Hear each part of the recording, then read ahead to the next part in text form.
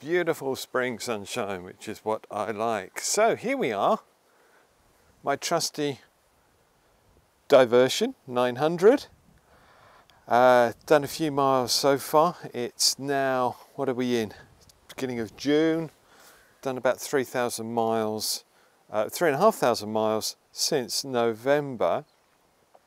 Been a few bits and pieces. You see my makeshift GoPro,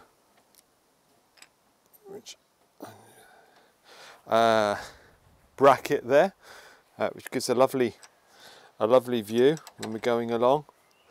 But very pleased with the bike, and so as time goes on, I'm collecting bits and pieces to put on here. Had all the fork seals redone, and bits and pieces.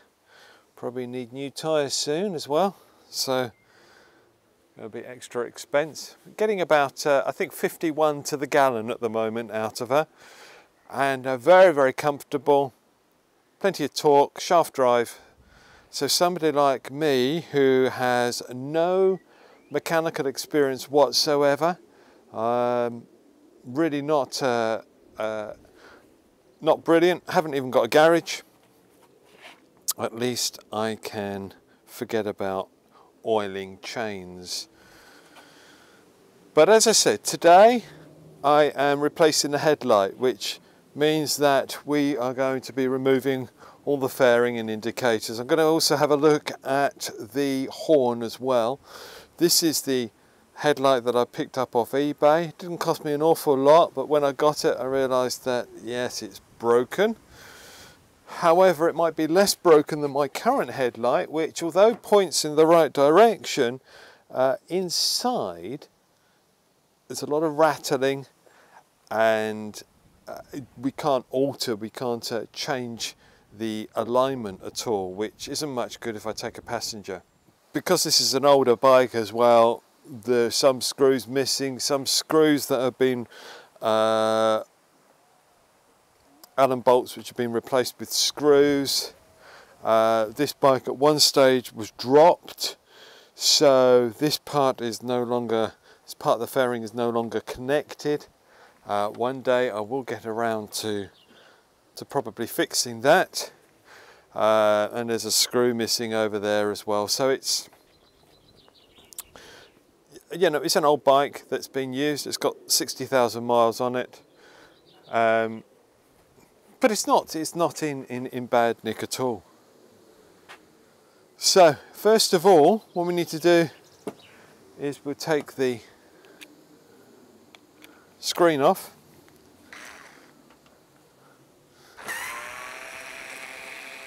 When you're tightening these back up, don't over tighten them. I did see on eBay that you can still get the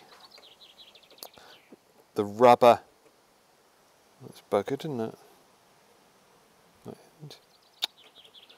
You can still get the rubber, I don't know what you call them, grommets I suppose, that go in the back. You can buy them in packs, but it's the trouble with me making these videos that I don't know what anything's called either, so it just ends up to be thingamajig, doobies. I did actually at one stage put a taller screen on this. It actually came up to about here, maybe a bit higher than that. Didn't get on with it, found it was actually much more noisy than this one. So I put this one back on it again. I use a cheap and cheerful K-Berg helmet, which is nice as a flip lid, but it's not the quietest, so I always have to wear earplugs anyway. You can see that you've got the rubber grommets in here.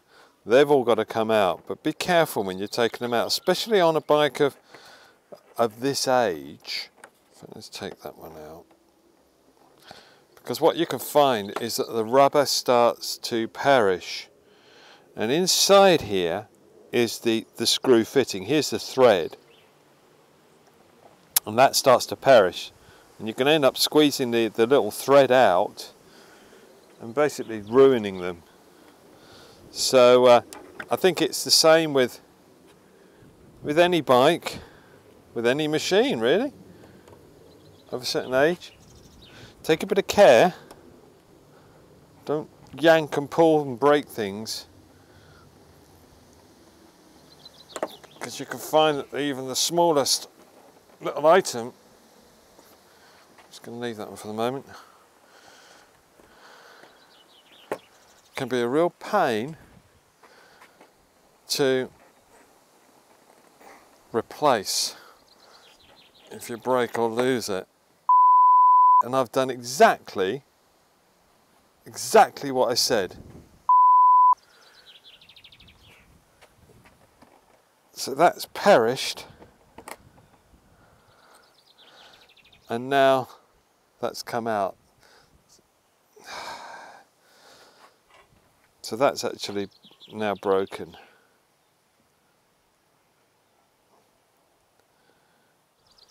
Oh well, I'll have to sort something else out on that one.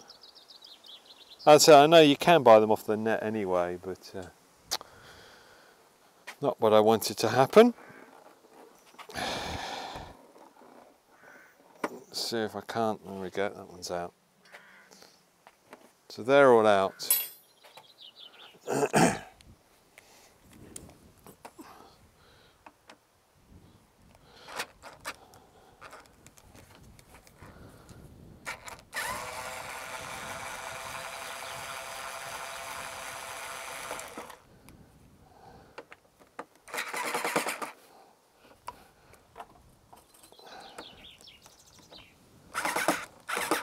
God, done that one up.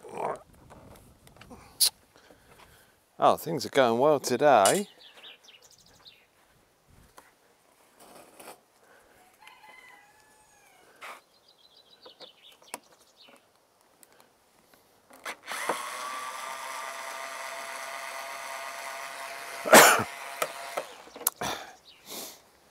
I don't like rattles and squeaks, and the problem that I've had with this bike is that it's sometimes rattled and squeaked. And so last time I did all these up, I did them up so tight to try and cure it. And actually what I found is that to take the tank off, to lift the tank off, there's there used to be a bolt in there. Well, somebody had done that up so tightly in there that it had sheared or stripped the thread. So and so the tank was loose, and that's what was rattling in there, because I noticed that the emptier the tank was, the more it rattled, and it didn't rattle when it was full. Obviously the weight of the fuel was pushing down on it. So so I put a screw in there. That's actually from a sink plug hole. Put a screw in there, and that was fine. So once you've undone those, then this will carefully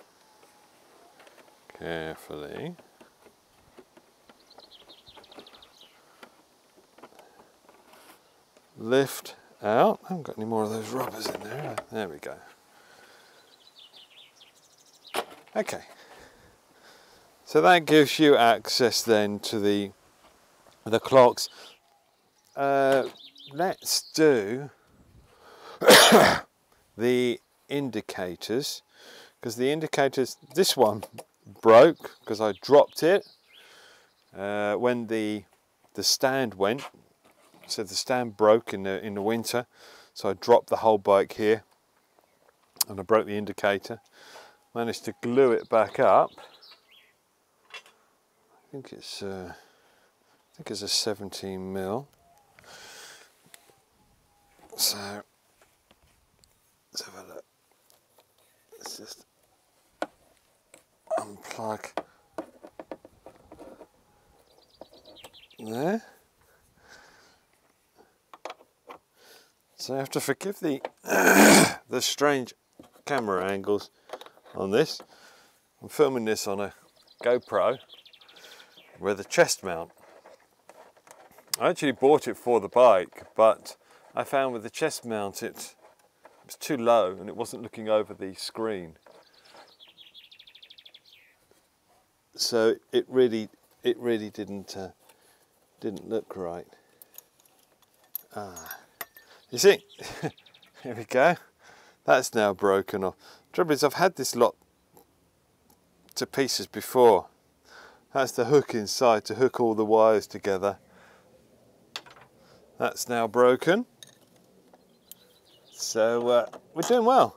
We're doing well. So we just feed that out like so. That's one indicator. Just got an email or something come through. I think that was for a new job. And we'll do the second indicator. Try not to break a little hook up here which all the wires go round. It's not a problem. Just use cable ties at the end of the day, but still don't like things breaking off the bike because I'm not very good at putting them back on again. There we go. Just loosen that bolt. These are just 17mm bolts on the end of the indicator stalk.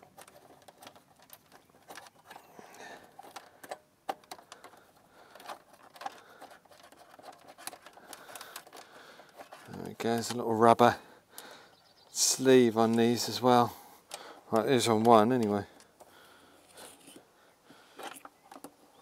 And so the whole indicator then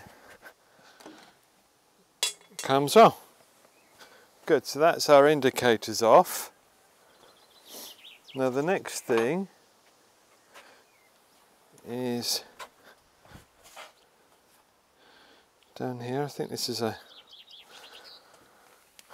4mm.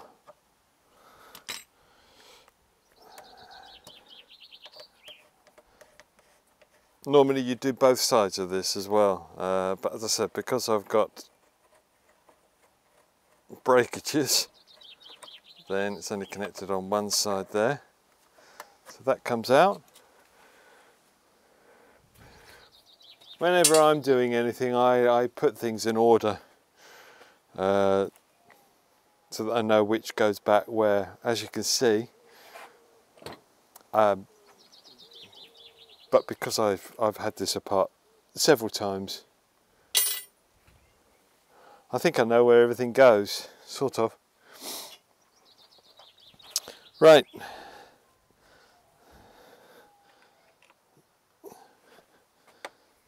So 2 little Allen screws, bolts here.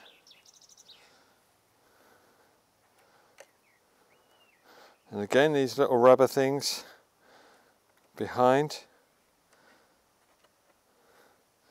that you don't want to be losing or breaking.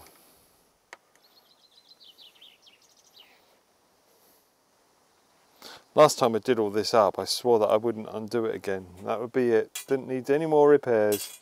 I didn't expect to find a headlight. Okay, and there we go. Let's do this one.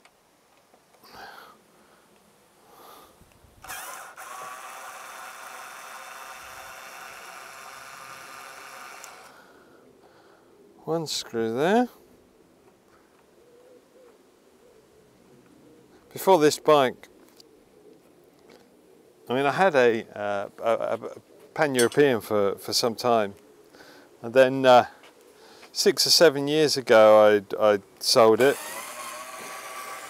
to buy this house, or to help buy the house. Needs must, as it were.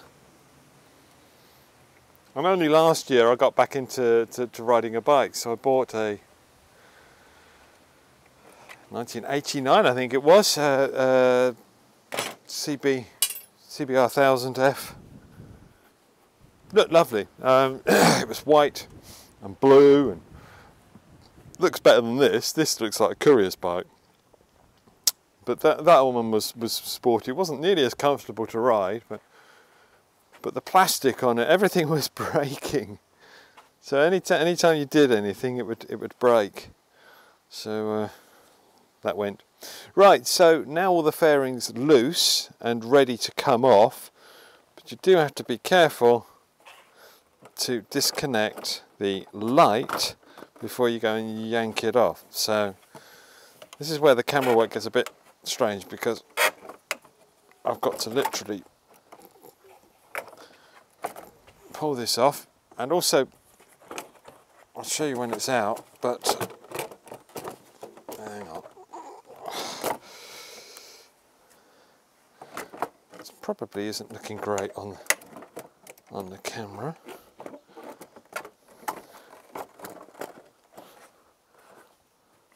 So I'm going to pull a little parking light out. That just pulls out inside there,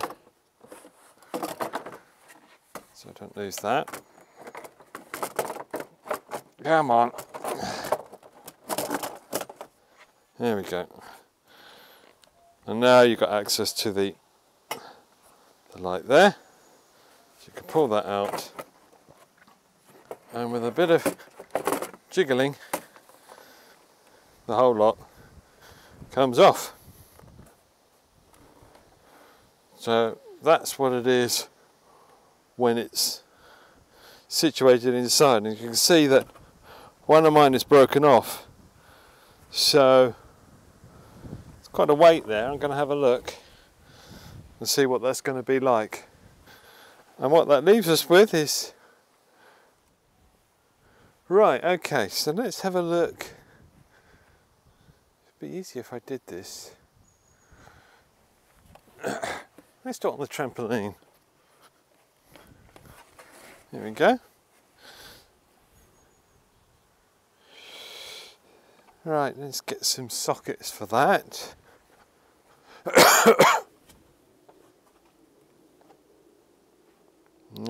Probably 10mm, I'd have thought.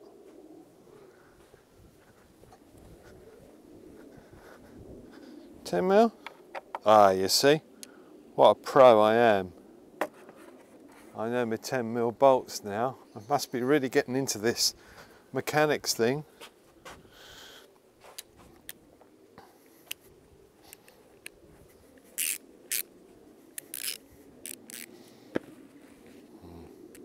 Cheap tools. Home-based specials or whatever it is. Still, they do the job. There we go. One. You've got to be so careful when you're doing this. Don't break anything. You break the fairing and, well, it's more expense, more problems. So there we go. And there's a headlight out. As I said, I have already had this light out anyway. You see, that's broken as well, and that's what's worrying me, that if I've got two of them broken, could be in trouble there. So hopefully that's not going to blow off there. That'll do. Right, so this is obviously the current headlight. Pop that down there. And the whole interior is loose. You can actually adjust the headlight by pulling on the bulb, which, there we go. It's actually not as loose as it was, but it's not good anyway. So the adjustments don't work anymore. That one's even lost its. There is a you can see on the other headlight there. So it's lost that. There we go. So so this one's not great, but it works. This one doesn't do that. But that's broken. I mean, it's possible I could cut off the old one and glue it onto the new one. That's a possibility. But first of all, let's change the bulbs over. Easier to do that now than later, because these are a pain in the arse to change in situ. Okay, I say change the bulbs. You can bet that this is a 60-55. There's a bit of blood on there as well. So that's 60-55. I think the one I've been using is more than that. I think that's an 80.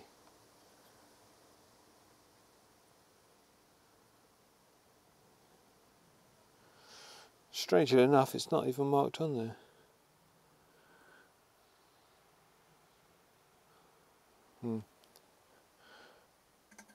So I haven't used the standard bulbs as recommended, because it's like driving with candlelight. So I'll put that one back in there for a moment. So it upped the bulb. That was something else you've got to be careful on. When I got the bike, they got the incorrect fuse rating for the lights on here. So I upped the bulb to, I think it's an 80, from a 60 to an 80.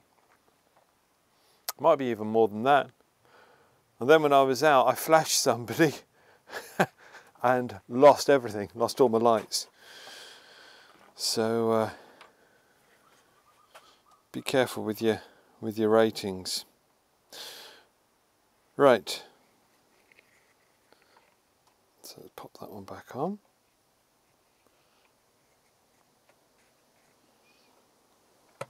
Keep remembering to point my chest down so that the camera sees what I'm doing, otherwise it makes a very boring video. There. Okay, so we've got our new headlight. Let's take these bolts.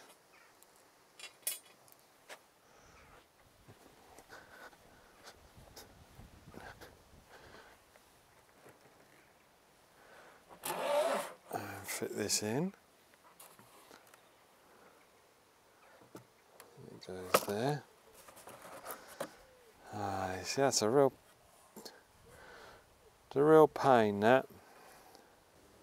Oh well, let's just see how it goes anyway.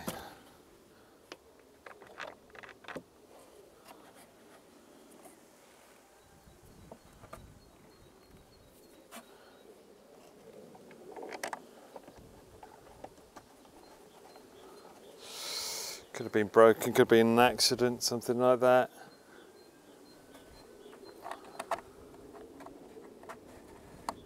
It's strange that only one's broken though, but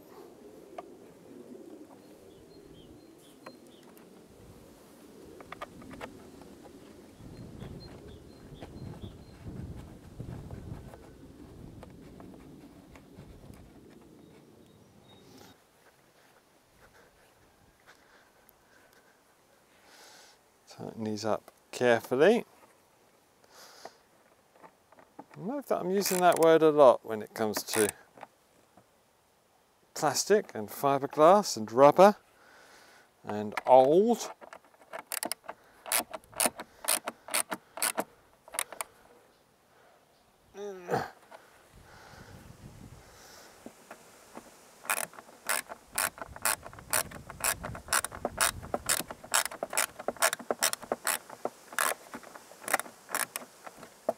See, that doesn't look good to me in there.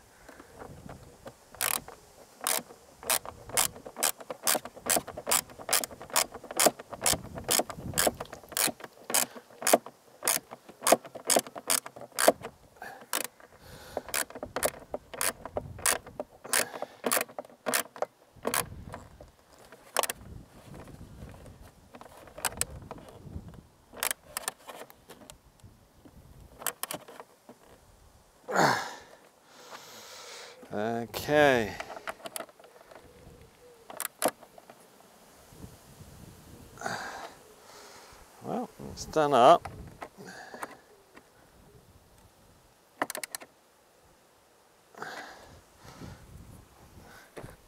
Let's have a look. Okay, looks all right. I think that'll be all right. I think that'll hold.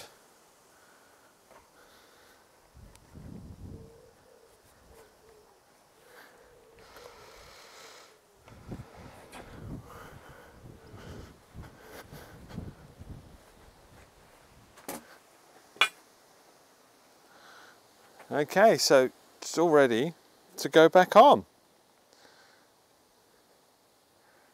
Notice the strange paint colour that I've got on this as well. Somebody obviously decided to respray it at some time, but not lacquer it properly. So we got this strange matte green, which I don't like. It's very, very boring.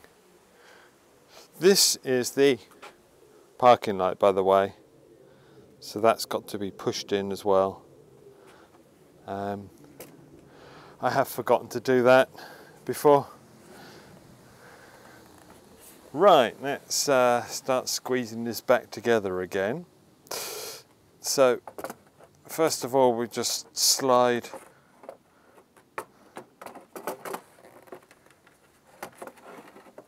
this back on. I found the easiest way to do this is to really look at where the final holes are going to be, and look there. If you try and slide them over things, they get caught.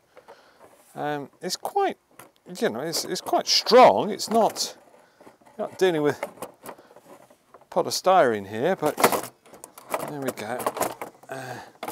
It's just a matter of being a little bit patient. So once that's settled, then you won't be able to see this on the camera because but it's a matter of putting it back out again, and there we go.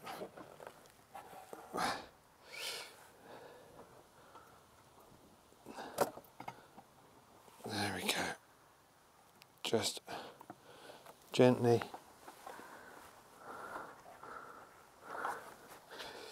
plugging your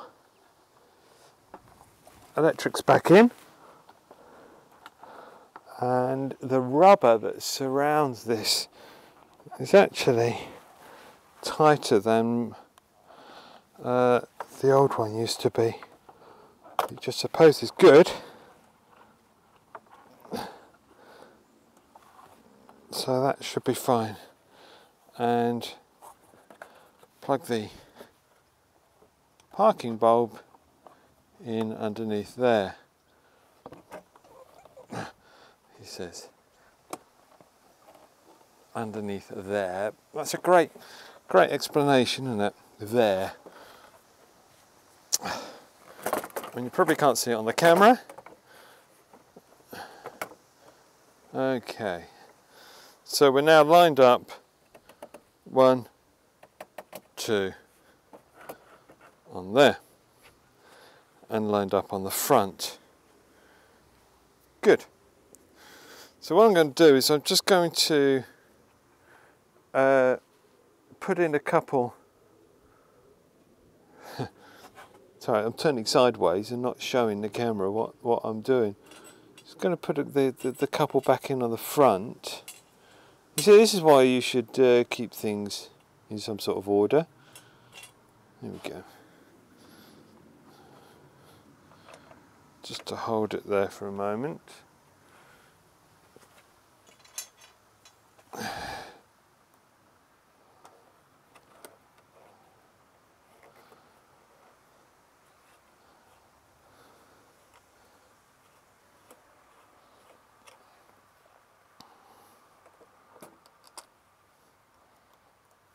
Okay.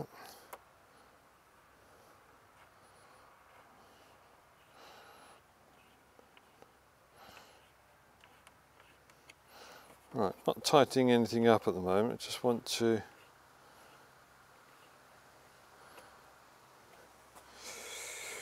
get the light going. I don't think my battery is particularly good, so let's just start her up.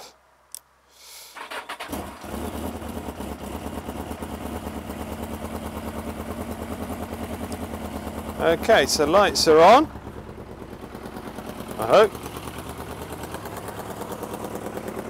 which is good. Obviously I've no idea where the light is aligned at the moment. As long as I know that I have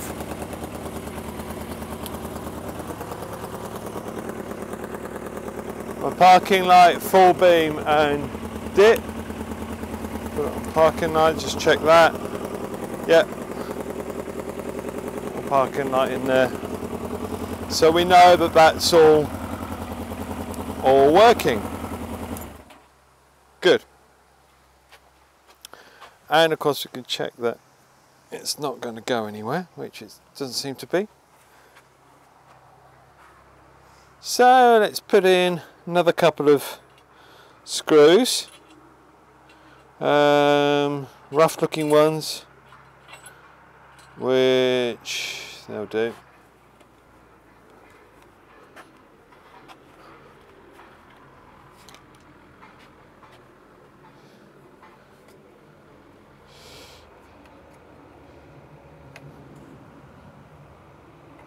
Okay, that one in there,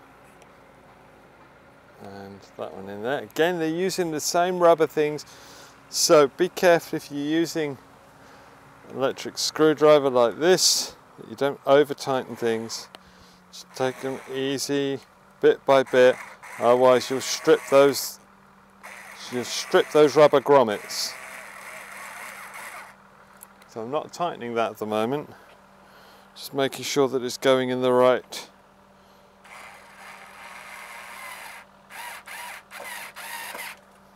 hole. Good.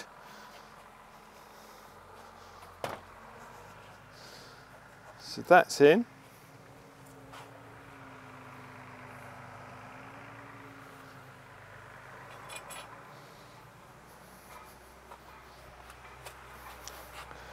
And the next one I'm going to put in is this long one, which connects up to the frame. I'll put that in now because it can be a bit of a pain sorting it out, and I've got my hand around the back, again pushing up one of these rubber grommets. They can also spin round as well. I don't push the whole fairing up there. And whilst tightening that, make sure that your indicator stalks are going to go through there as well. Again, it's rubber on this one, so just make sure that that's in there, ready to accept the indicator. As you can see, this one doesn't have such a thing because it's bust, so never mind.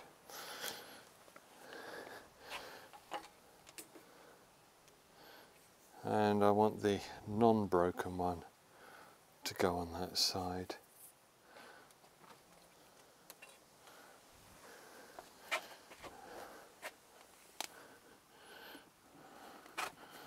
So feed your wire through, like so.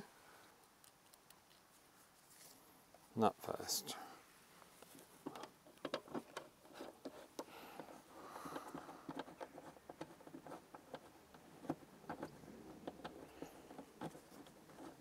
Again, push it on and finger tight. Now we put the rubber cup on. Suppose it's to stop water getting in there somehow. very tight.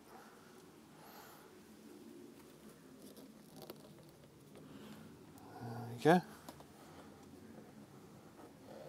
So I haven't tightened that, it's just finger tight, which I left that unplugged as well, just to remind me that I haven't tightened it up. Okay, and again, nice and simply through the hole. I was gutted when I dropped this. Hadn't had it that long, and as I said, I went to put it on the centre stand, and the stand gave way, and the bike dropped away from me. And they say, oh, well, you should, you know, just let it go. Don't try and save it. But that's, you try and let it go, but you try and let it go as easily as possible.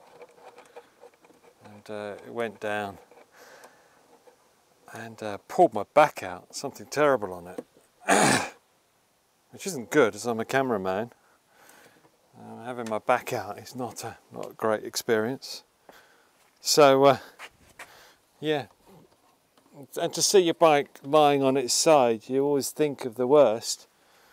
Fortunately, it was just the indicator that had broken off, and super glued it back on. It was fine. So, right, okay, that's good. So we're all on there at the moment.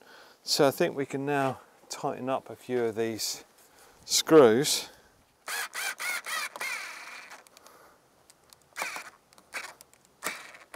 There we go. So that's nice and tight. Do the two fronts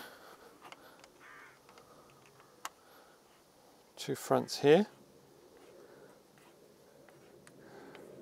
Clever little things, these grommets that tighten up.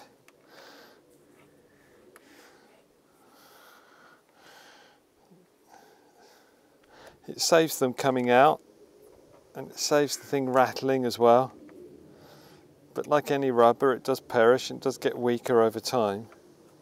So when you think this is a 96, so it's not a young bike, and all this rubber has been sitting around with the temperature changes that vehicles go through, especially bikes, from below freezing to 40 degrees or so. You have to put up with a lot. Good, so they're all done up. Let's just tighten up this side one now. Make sure that that's all tightened. And I will get round to readjusting it to get the other side done as well.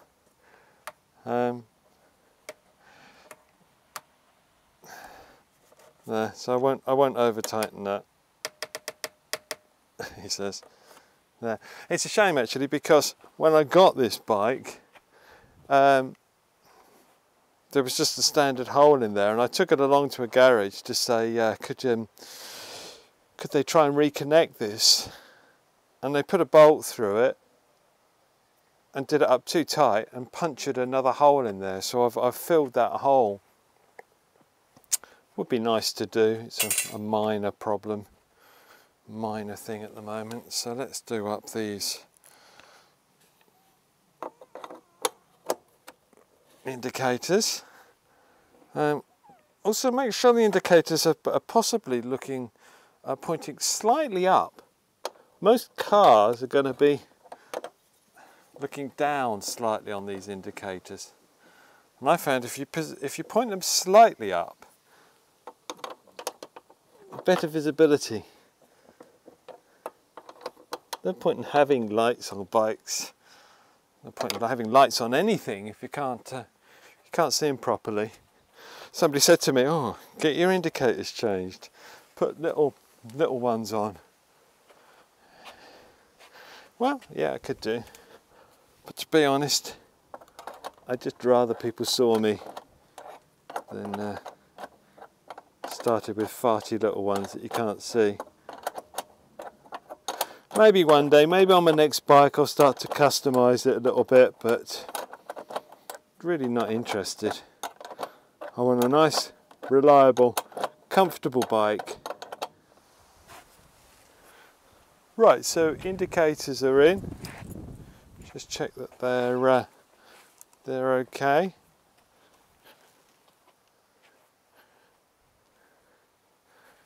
You know that one's still pointing down. That's really annoying. So I'm going to do that now.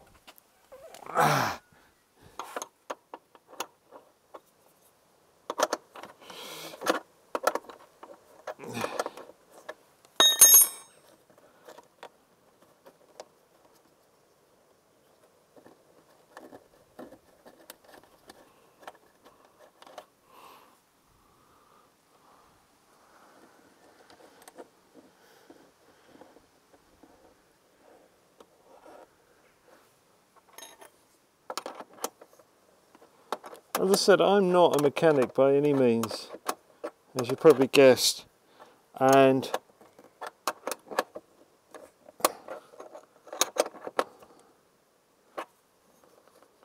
I've got no garage and no facilities to do anything much at all. But I do find that if you just have the nerves to get started on something, and you find out a little bit about what you're riding, gives you a bit more confidence to do things and to break things like I've done here. It's so annoying, that.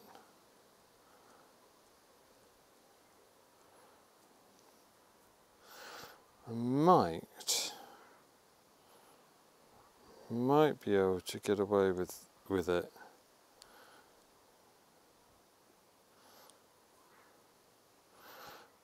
If I can put that in there and then hold it by hand when I tighten it up. The trouble is that when this goes on, then you can't get up inside it to hold anything tight.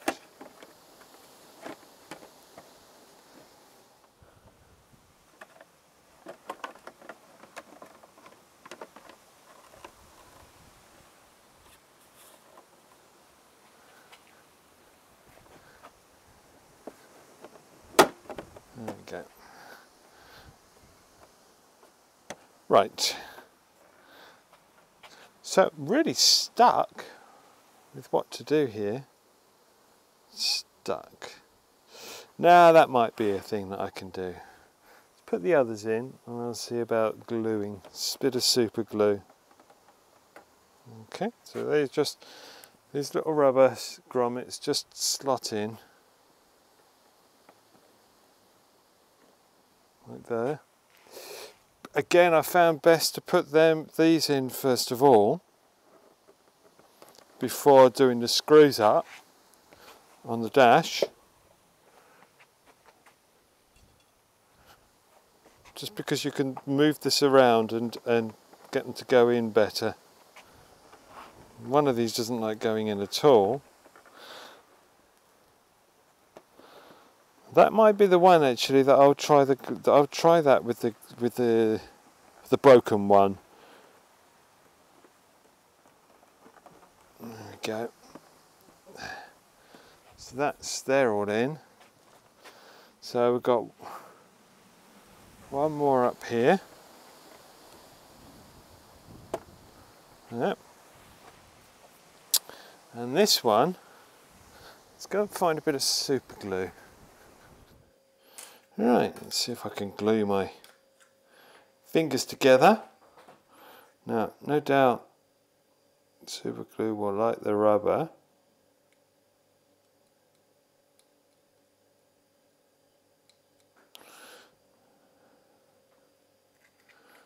I mean, fortunately, it doesn't have to take too much pressure.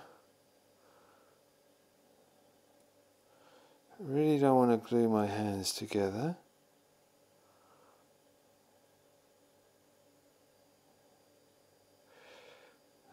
So, once the screw's through, then it will pull back on that rubber. So hopefully that will do the job. So I'll pop this one in here carefully.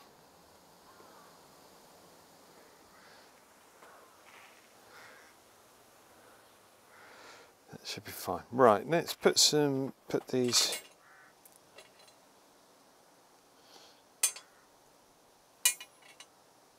one, two, three, because I'm missing one.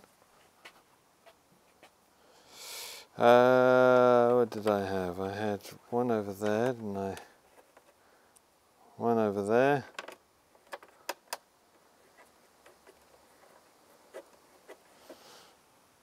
And one down there.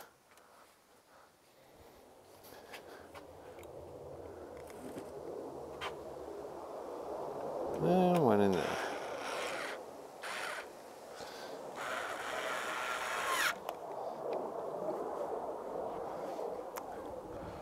RAF tornadoes flying around, and also there's a buzzard over there as well, I think.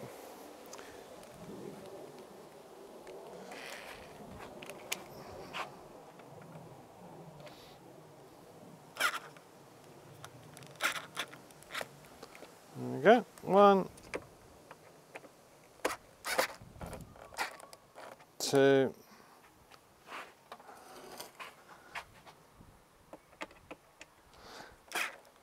3.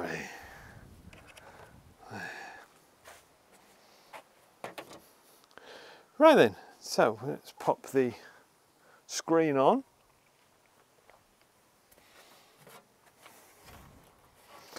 Do the clean actually, but I'm going to put the broken one on first. See if we can line that up without pushing the little nut all the way through.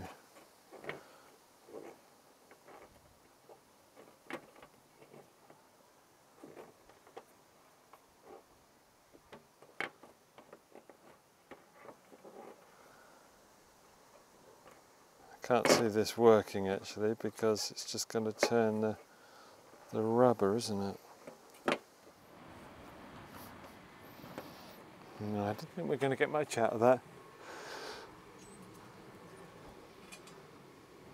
Let's put some of the others on. Put that one on there.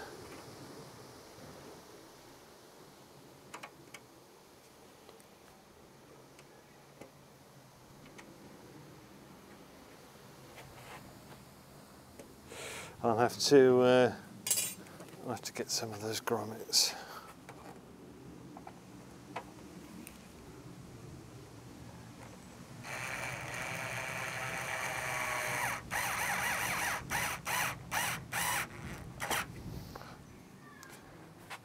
Just loosely do them to start with. I just find that things are so fragile. Plastics are so fragile at this age.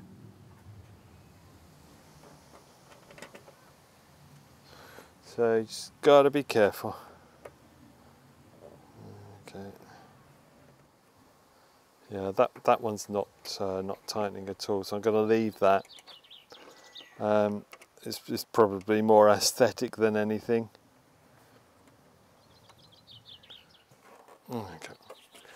Right, okay, so that's on.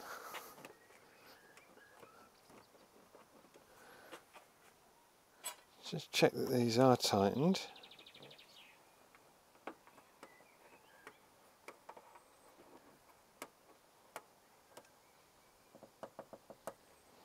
Also, if you over tighten, you can end up cracking the screen itself as well, which somebody has done here. Not me, I hasten to add, but yeah, shame about that. I hope that doesn't flap about in the wind too much.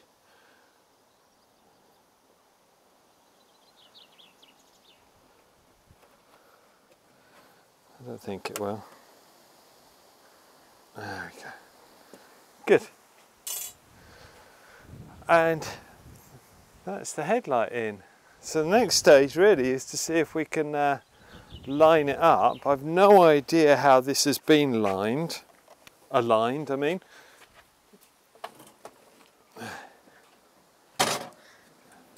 Don't even know if it's from a UK. Actually, I think it is from a UK model.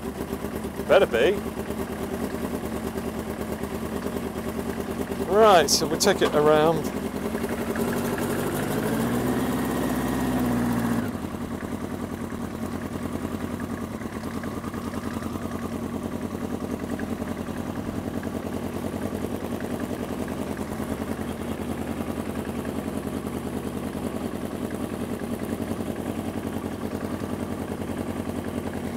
Trying to line it up to where we were before.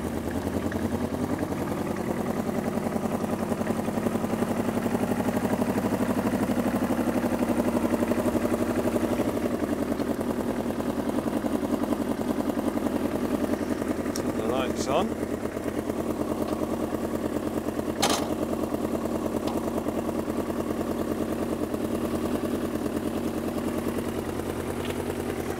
Tell you what, it's not going to be far out.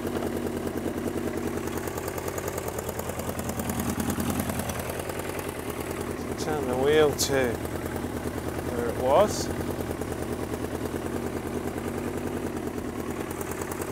I'd say that is going to be spot on. I'm not going to align that anymore at the moment until I'm out on the road, because I think that's pretty much where it needs to be. So that looks good. So I'm happy with that.